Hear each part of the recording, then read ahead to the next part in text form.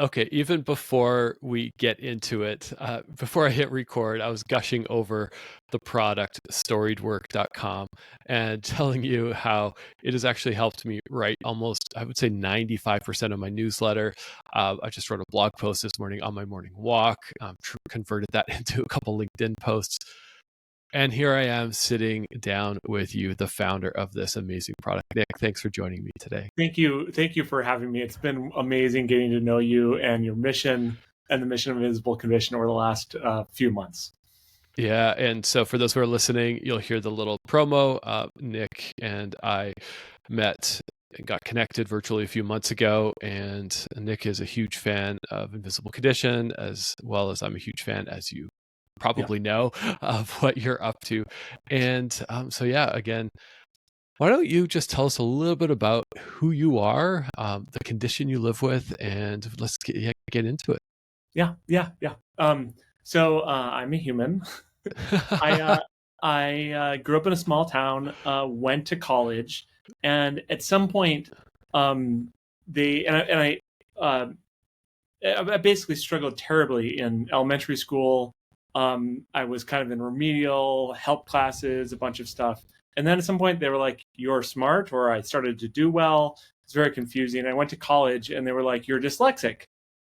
And I was like, whatever. Does that mean that I, don't have to fail at language class? And they were like, well, how can you not know? And it turns out that being dyslexic is one of these very, very common invisible conditions that actually 3 out of 4 people don't even know that they're dyslexic because we're still developing awareness. So I view the world, and just a bit of a tangent, I view people as many different strengths, weaknesses, different ways, and that's just sort of the magic of the world. And spelling, reading fast, reading accurately, and writing are not my strengths, but I have other ones that are which I love and have done well by.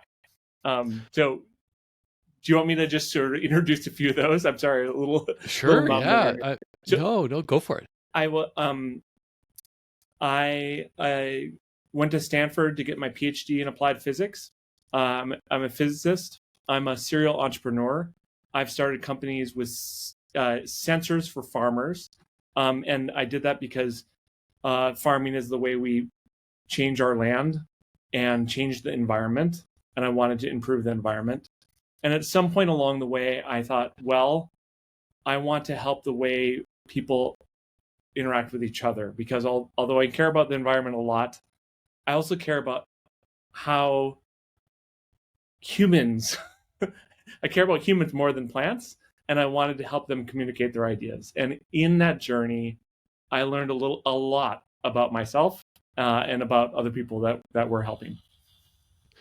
So going from school to being told, hey, you're dyslexic, and going, well, what does that even mean? Like, this is, that was your normal. How you operated through school, through university was just your normal.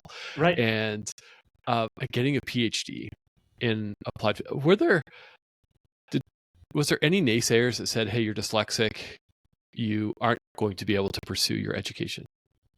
Yeah, I actually got fired from the first lab I was working with because the professor could not read my handwriting, and I spelled things wrong, and he viewed that as being careless, and not being competent if you can't spell things right.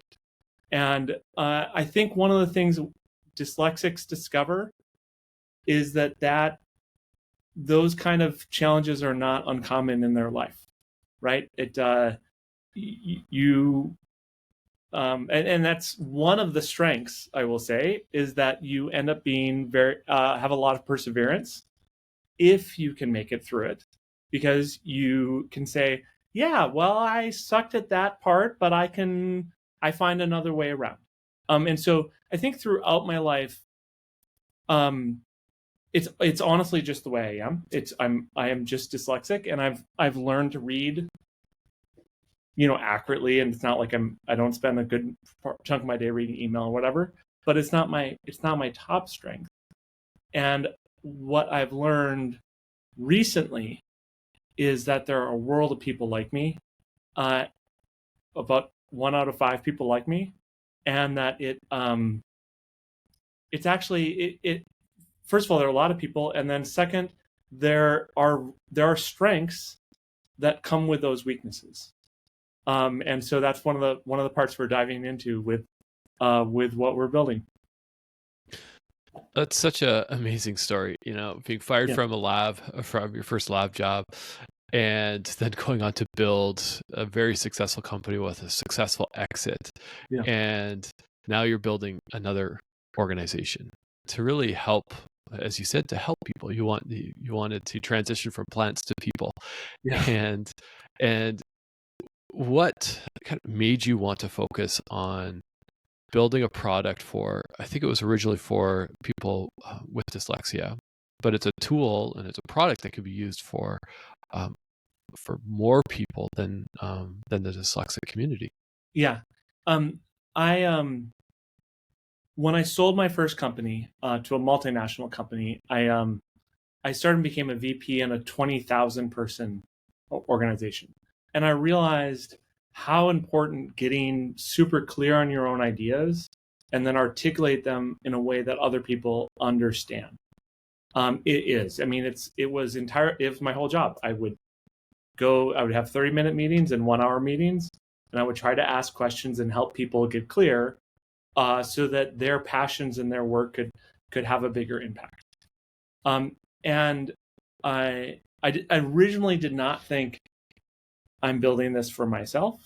I thought I'm building a tool that helps people talk out their ideas and then uses AI generated questions and AI generated writing to help them sort of iteratively get more and more clear on their process. One of the things you do when you build a tool, though, is you start to use it yourself, right? And I think because I haven't spent my whole life reading, I dream a lot, right? I have a lot of sort of crazy ideas, and they're not necessarily super linear. And I need this tool to talk out my ideas, to get them into a linear format that other people need, that other people are sort of able to understand, so to sort of linearize that. And so it was initially a project where I was thinking, wow, I wish I could help.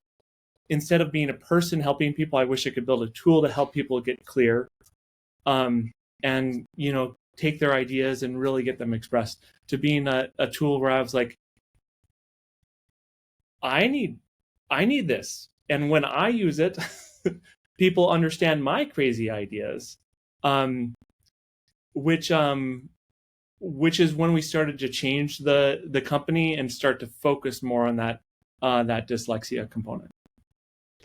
I was using the tool recently at stuck writing a fundraising campaign and trying to figure out my script and using the tool. And so one of the questions that came back to me just stopped me in my tracks. And I thought, what an incredible tool. And I know here, this isn't an advertisement for Storied Work. I just think it's an awesome tool. It asked me, why is it so important for Invisible Condition to become a charity? And I sat there, I talked with my wife, I went for a walk and thought, that is a profound question. And I was able to talk through it and answer it. But having that thinking partner, having somebody or something, not someone, somebody, but something there to help prompt and to help flush out the ideas, where we live in a busy age and not everyone is just available through text or just give them a call. Hey, I have this crazy, wild idea. Do you have time to think about it? Can you prompt me or poke holes in this? So having that AI tool to support you, it's fascinating. Yeah. It's and it turns out that if you can take your ideas and get them out of your head and into a format that everyone understands, it's tremendously unblocking. It's unblocking for myself. If I'm struggling with an idea, I get myself in a mental loop and I'm maybe angry, the little inside thinking fast, not slow brain can send me not the most helpful place. I talk it out, I get clarity around it, then I stop worrying about it.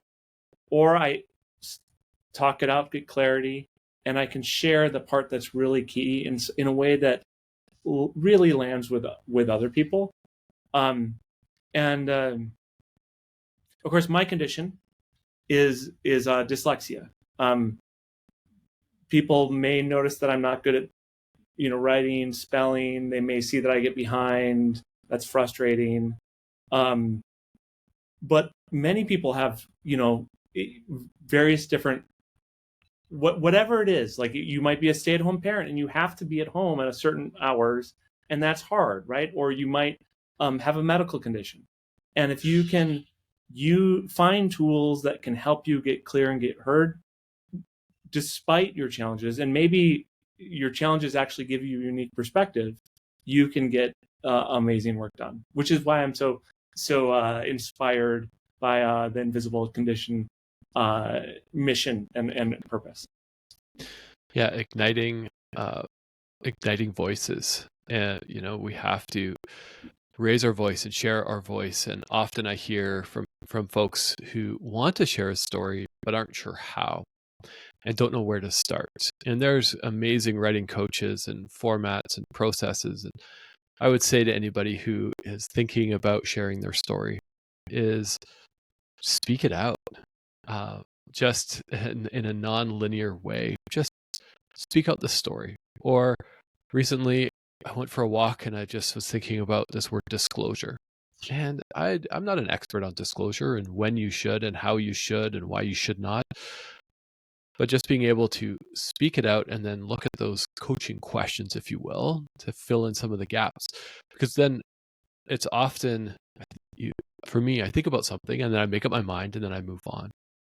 But how often do we then just think about something, pause what we're doing, open up, a search engine, search for that topic, look for 16 different opinions, and then make up your mind?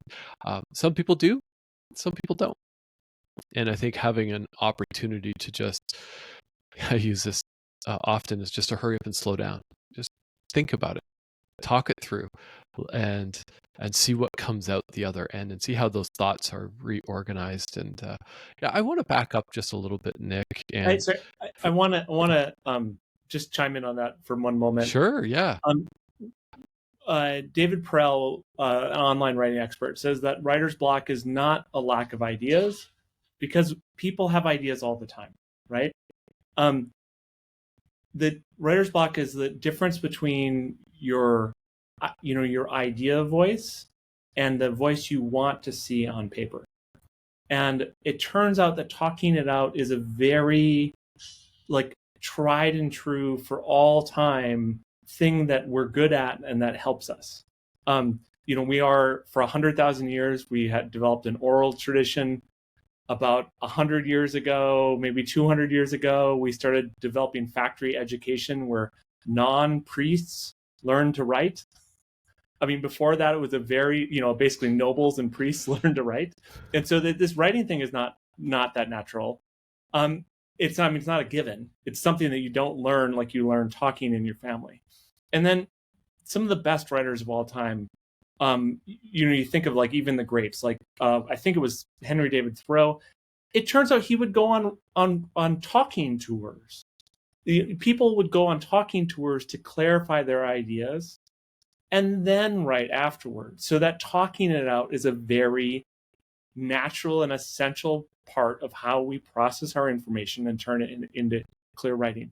And if you have an invisible condition, and broadly speaking, maybe you don't have an environment where you can go on a talking tour, a platform. You don't have a coach that's there to listen to you, or a partner that's willing. I think actually a lot of people find it easier to talk than to write. And then dyslexics are the people who advertise themselves as dyslexic are just on the extreme end of that awareness because they're yes, I'm very I'm diagnosed unable to write. And I'm used to the fact that the very few people that say they're dyslexic out loud, as part of their persona, are just very comfortable with that and looking for ways around that. Yeah, looking for ways around it. And I think that's a good segue to just go a little bit back in time. Yeah. Because I'm curious about your diagnosis, the stigma around dyslexia, and any stigma or anything that you experienced yourself. I know you'd already mentioned you got fired, but I'm curious about that diagnosis process and that diagnosis story for you. Yeah. So there's an emerging movement to detect dyslexia early. It's very hard to detect before first or second grade, because there is no reading and writing at scale before that. And if you detect it early, there are ways that you can teach. It's called the Orton-Gillingham method, or they're certified. They certified a bunch of different programs that are very effective. You basically, no matter how many times I see a word, I will not learn to spell it just because I'm seeing it. I need structured literacy. I need to know that the PH sound is a Greek root for the f. And then once I learn that is just the history of the word and not sound it out, I can get it, because I'll be like, oh, phonetics. I happen to remember that is a Greek word, and so I can spell it now. But I will not learn it just through rote. You can hit, and unfortunately, I've heard from some of our users, they grew up in like Africa. They were literally beaten with a stick because they're not trying hard, and it was just so sad. So if you are a dyslexic or know something about it, just a really quick screening can really help in elementary school. I'm not that case. I got to college before I was diagnosed. I know people in their 30s and 40s that were diagnosed then. These people are coming out of the woodwork to connect. And at that point, it's kind of like okay, like I am just the way I am, and you've given me a label, and I don't even know what that word means. But there's hope still. There's amazing books that describe the advantages of it, and people, the dyslexic advantage is one of them. The gift of dyslexia is another. And people literally cry when they read these books, because they're like, it's my story. And often it's the story of my family. It's the story of someone who can start a business but not write a business plan, or other things. And so there's great organizations, and you should learn about it because if you have children, they're likely to have it too. So you'll get a second chance to experience it. It's amazing. Before we connected, I was thinking, do I know someone who has expressed that they have dyslexia? Yeah. And I couldn't think of someone. And so hearing you and saying, I love what you said. It's like, okay, you've given me a label. Now what? This is just who I am. And how you've learned through how you were able to process things and read things and come up with those systems for yourself to get you through all the way into college and through your PhD. That's amazing. Yeah. I mean, it's one of the, I think it's one of the things about neurodiversity that's amazing is, it turns out that adversity is connected with greatness, because unless you face some challenge, you don't have very much resilience, and you need resilience to be great. And it's also a lot of, everything from Fortune 500 CEOs. Many of them are dyslexic. They're often very, very creative. But you find that also with ADHD and with people on the autism spectrum.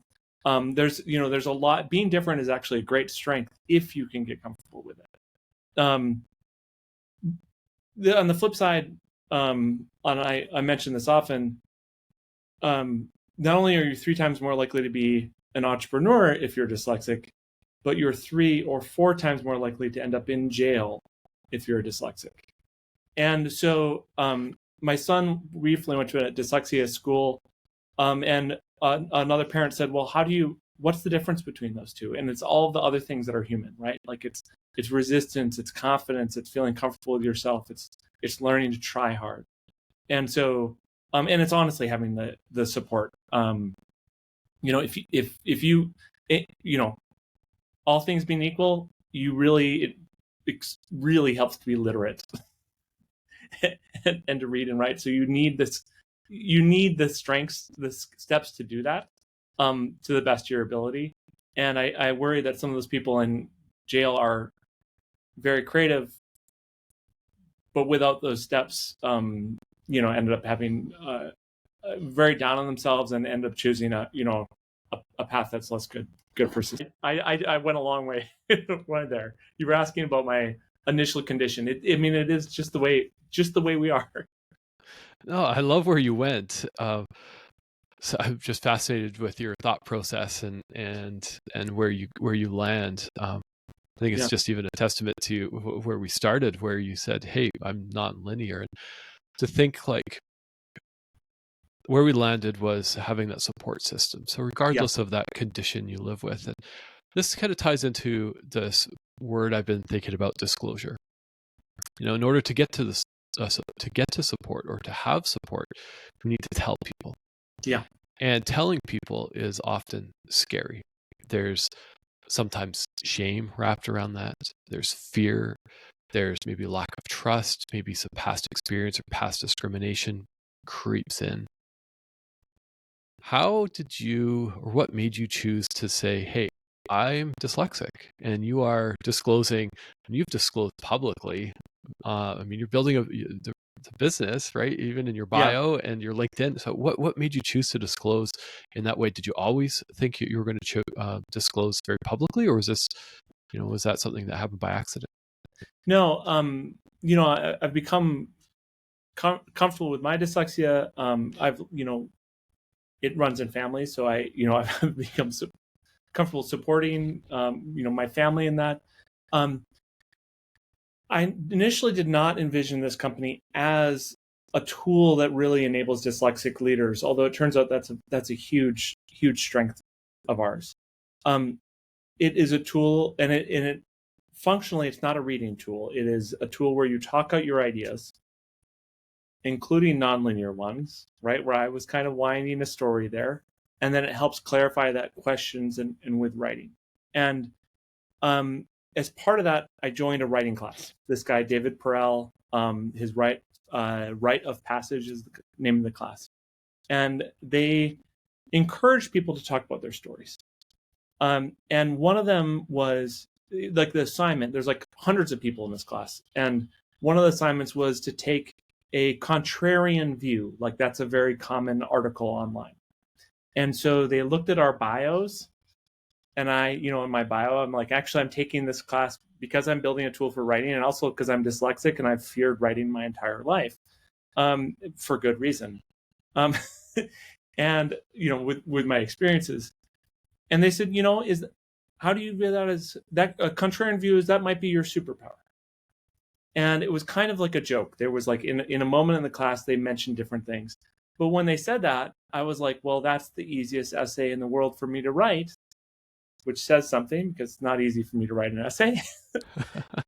Because I really believe that. I believe that there are strengths, major strengths with dyslexia. And so I thought, well, only for the purpose of that class did I label myself a dyslexic. And I decided to write an article on that, and it was, it wasn't too hard. I think I see the world, people having different strengths and weaknesses, and that's sort of where the greatness comes from. And the more you can see the world like that, the more you can respond to challenges. And the response was overwhelming. Which is saying something, because there's a lot of writing online. People were coming out of the sort of in the class and outside the review system saying, I met this guy once who was so bright, but and he's leading $300 million company right now, but no one could understand his writing. Like, it's like people know people like that, and that connection. And I think before that, my teammate Frank had been telling me, Nick, this tool is really good for everyone, but it's especially good for people that have good ideas, but they struggle to get them on paper, like you. And so we sort of reformat the tool also to focus on these. And I mean, it's a decision that a happenstance thing where I happened to write about it. I felt comfortable, especially because, that little bit of initial feedback that I got, and it's really, it's just opened up new pathways. People write to me almost every couple days about their stories and how it helps them and how they're experiencing it again, how they just tried to hide and never tell anyone, but now that their child has been diagnosed, or that they're realizing that it's something that we should talk about, the strengths and the weaknesses. And so it's been a very empowering journey for me, and one that I'm still on. I think there's a lot of pride in what you're talking about, as well as, and pride and I mean that in a good sense. Yeah. But I think of like just that, hey, I'm in a writing class because, hey, I avoid writing and I need to hit it head on. Right. And then saying, you know what, I'm going to write about this condition called dyslexia, and even just writing about it had an impact on people, and writing about this tool, and I think that's just such an aspirational identity for someone who's living with, regardless of your invisible condition, to just take that and sit back. Maybe this is an exercise. Maybe I should write this down, or maybe I'll come up with a little document to attach to this episode. But just write down your strengths. Don't even think about the weaknesses. Just Right. what are your strengths? I was talking to somebody recently who lives with Lyme disease, and she was saying that her condition kind of comes in 3-week cycles. Every 3 weeks she has symptoms. So she knows in those 3 weeks she is the most productive person. She knows she can get so much done in those 3 weeks, and then she's down for a week or two. Yeah. And so that's a strength that she has, because she knows that's the cycle that she's on. And I just think about living with Crohn's and arthritis and some mental health stuff myself. It's so easy to fall into the weaknesses. What is this taken away from me versus what is the strength that this has given me? Right. So for anyone listening, take that inspiration from Nick, just to think about what are the strengths that your condition has given you. If you're stuck there, maybe you can reach out or use Storied, to play around with that. And I think the way the brain works, like we're conditioned to look for fear, right? So, a deer is freaked out all the time that the wolf might come, even though it's not. And so the mammalian, the reptilian, that's say a ganglion pathway and it sucks when you really do have pain and you really do miss things, and you really, whether for me it's like I just completely misunderstood what someone wrote to me, or I just can't find the email, so I'm missing email, which is essential, and then it's so frustrating. But or your condition keeps you at home, or your condition puts you in cycles where it's really really uncomfortable. So those are real struggles. But when you talk through ideas,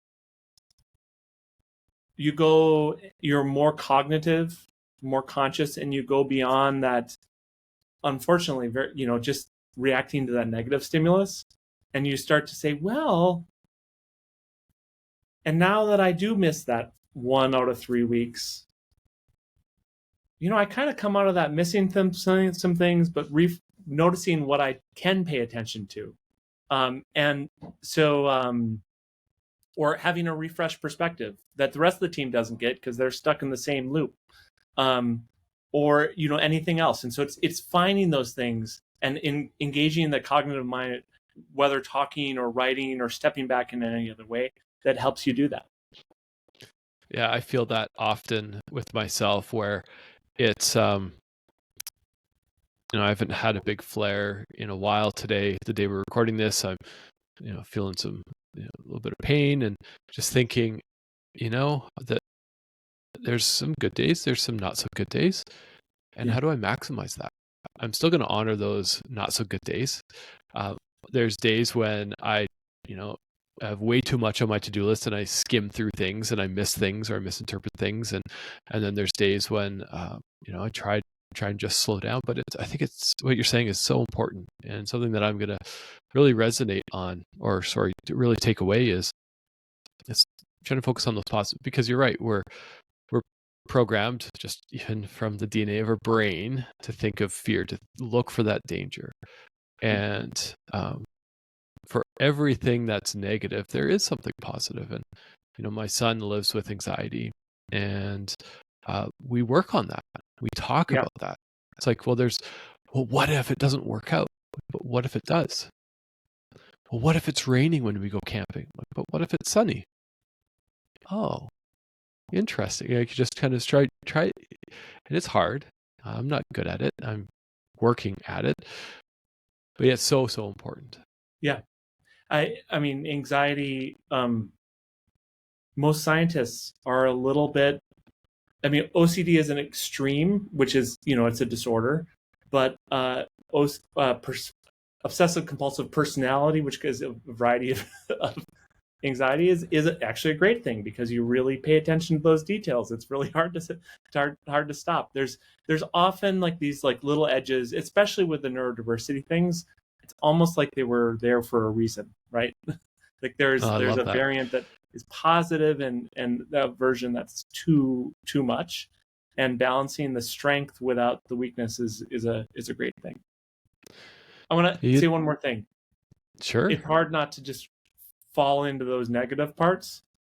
If you can do it now, it's more important than ever, because advertisements are just hitting your negatives and hitting your fears, and there are more distractions than ever online. And if you can spend a little bit of time to say, actually, I'm going to talk through, the negative and the positive, or I'm going to figure out a way to write, or I'm going to figure a way to feel comfortable so that I could talk to someone about this. You can really control your, not only how you view yourself, but also how you navigate through life. The stories you tell yourself they can be extremely empowering, or they can be very limiting. And there's no more important story than the story you tell yourself. So true. The stories we make up, the narrative we make up in our mind. Somebody told me, maybe I don't know where I read it or somebody said it, is there's 3 sides to every story. Your side, my side, and then the truth. And so when I'm just in my own brain and I'm making up a narrative, I have to, and I've been working on this for years, just consciously stop and go, is this reality? I was telling my wife about a dream that I had. I had to go on a business trip, which I work for myself, so I don't know where I was going, but I had to catch a plane, and I had to go now, and I forgot my laptop charger, and I was on the plane, and nobody else had the same laptop as me. And I woke up feeling so much anxiety. I went, was that real? Like, no. Okay, so what am I going to do with that? Have a good laugh. Make sure if when I go somewhere, make sure to bring my laptop charger, and then move on with your day. And but being able to talk that out, and sometimes we don't have that luxury or that opportunity to have someone to talk to. I have for years. I go for a morning walk, and I do that now with my son, so I don't record myself very often anymore. But I would just hold up my phone and voice record myself, and I'd never listened back, but it was just a way for me to get the ideas or the thoughts out of my brain. It was almost like journaling. I have a hard time sitting down and just writing. But being able to go for a walk and just talk it out is therapeutic for me. And maybe somebody's listening to this is like, yes, I do the same thing. now I can go back and say, well, turn that into, I think I said something pretty interesting. Maybe we can turn that into a blog post or a LinkedIn post, social post, or just a journal entry and just file it away. Right. Maybe it's a good time to introduce Storied, what it does. Yes, let's do it. Okay. So the idea is simple. You talk out your idea and it creates crystal clear writing. But that word clarity and writing, there's a lot to it, as I know, as we know. And so what it does for clarity is you can talk out your idea. It will ask clarifying questions, and it won't interrupt you. So it's not like Siri that every time you pause for a second, it's gonna do something crazy that's not what you intended. But when you are ready to pause, you can ask for a question, or if it's really clear that it needs one, it will prompt you for one, and that helps you get clear. And then the second part is it writes it for you in a way that everyone can understand. So it's using the powers of these large language models to not just provide a transcript of what you said, but a restructuring that makes sense from every word that it interpreted. So, I could use it to write my weekly newsletter. It sounds like you're starting to use it to write your weekly newsletter. And when you can write a weekly newsletter, even if it doesn't have the most reviewers, it clarifies your own mind. It builds this connection. It's a tremendous it's a tremendous way to build community and get things done. People use it to write out their plans, and that's personal plans, but also like a project plan. Mark Andreessen I just saw a clip today, and he said, look, in an organization, it's the person who writes the plan that gets an unusual amount of credit, because it doesn't have to be their ideas. They're not saying that it's their ideas. But if you can say, hey, these things are going on, and I pulled them together in a way that other people can understand, it helps everyone, and people really, really value that when you can say, all right, this is our 3-step marketing plan, or here's our plan for data science field that I love. Here's our plan for the operations or the launch or the whatever else. And so people use it for basically marketing. People use it for plans. And the strange thing is, if we run a large language model on our data, people use it just to clarify their ideas. I used it once when my dog died, and I was just a wreck. And I wanted to get my head together before I talked to my kids. So it's just, it has this power of having someone to listen, having someone to organize, and it helps you be your best self, which is not surprising, because remember those little sort of half ideas that are negative, that are all tangled together? That's not our best human self. Our best human self is when we can pull it together and say, hey, I know where I'm sad, and here's what I want to do. I want to support you. Or this thing that happened at work was confusing. Or this thing that we're doing at with your podcast, I'm just so damn proud of, and here's why. And then when you can clearly say, these are the 3 things that I'm so excited about, it has a huge positive impact. So writing questions, reformatting, and then if you don't like what it is, you just Tim, I think you've done this. You say, well, rewrite that as an email. You can talk to it like a friend. Like, I would like that to be rephrased without that long, boring section in the middle, or whatever. Yeah, often when I'm writing, it's a long, boring sections in the middle. No, it's I think of it as, from a practical perspective. I mean, it's all practical, but here's something. I think if somebody's listening to this, you live with something that's invisible, you're struggling maybe with an accommodation request, or to advocate for yourself with your doctor, speak out your frustration. Just let it out. Yeah. And just let go, let loose. talk about the feelings, your emotions, talk about your desired outcome. Talk about what you hope, what you need, your aspirations for your life, whatever it is, Yeah. and let it process. If you have to get prompting questions, do it. But I just think of there's so much power in using this as an opportunity to get your point across in a clear and concise way. And Yeah. I've written on this about self-advocacy, and came up with a model for self-advocacy, and it's part of it is just taking that emotion out, knowing what you need. And maybe you don't know what you need, but that's also what you need, right? I don't know what I need, but I need support, or I need you to listen, whatever that is. Being able to take all those ideas out of your brain and put it down, it's powerful. If you're in a challenging situation, like, how the hell can't they allow this? You talk it out, and then you'll actually probably talk to the part that you need. And once they tone out the emotion or whatever, it will lead to much better effects. And, maybe not just for you, maybe for everyone around. Mm-hmm. Yeah. And even in a workplace context, maybe somebody's listening to this and they have to write a workplace accommodation process or whatever that is.